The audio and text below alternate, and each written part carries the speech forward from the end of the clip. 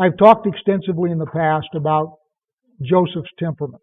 Notice that Joseph does not directly ask Pharaoh for permission to bury his father. What he does is he goes to one of Pharaoh's courtiers and says, please ask Pharaoh if I can go bury my father. Now, one would think that the viceroy of Egypt would be able to, on his own, decide to go bury his father. The second thing that happens is when they go with a full retinue of Egyptian military, chariots and foot soldiers and all that kind of stuff. One way you can look at that is, I'm making sure you're coming back. The other thing that it explicitly says is they left behind their children and their flocks and their herds.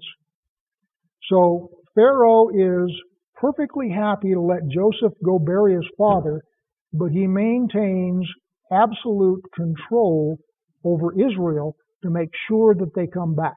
It's all done with pomp and ceremony, and Joseph is being given great honor, and anybody looking at it would think that, wow, Pharaoh really thinks highly of Joseph.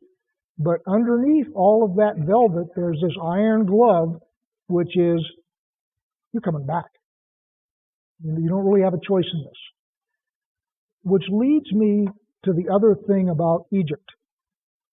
This is the second case in Scripture where Israel flees from the land, goes somewhere else, and winds up in slavery. Jacob flees from Esau, leaves the land, goes up to Haran, accepts hospitality of Laban's household, and at the end has to flee because Laban is not going to let him go. So essentially, Jacob has become a slave.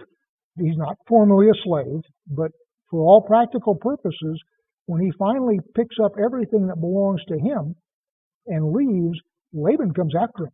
How dare you take all of my stuff? Well, wait a minute, those are my wages. I don't care, that's my stuff. How dare you take my daughters and grandchildren? Wait a minute, they're my wives. No, they're mine.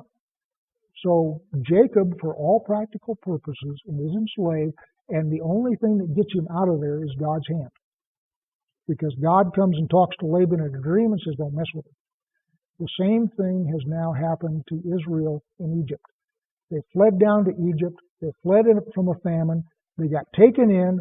Initially, they were offered hospitality. Initially, they were honored guests. Initially, give you the best part of Egypt and all that kind of stuff.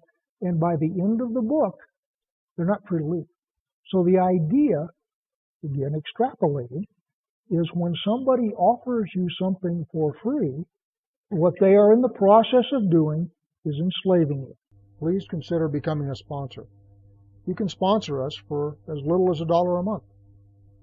Please visit crimsonthread.com/purpose for an explanation of what we're doing and perhaps to become a sponsor. Thank you.